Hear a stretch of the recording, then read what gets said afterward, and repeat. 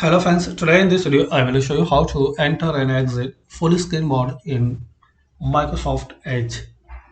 So guys, just you have to click on this three dot and here click on this full screen mode icon. To exit full screen, move mouse cursor this top side.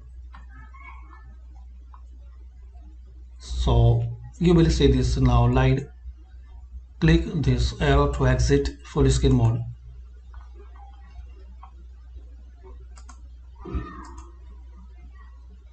Move mouse to top of the screen or press F11.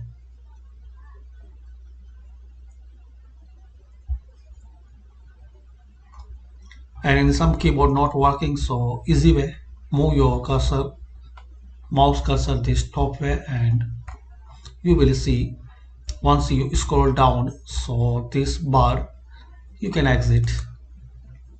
So this is the way you can enter and exit full screen mode in Microsoft Edge. Thanks for watching. Please comment this video useful for you or not.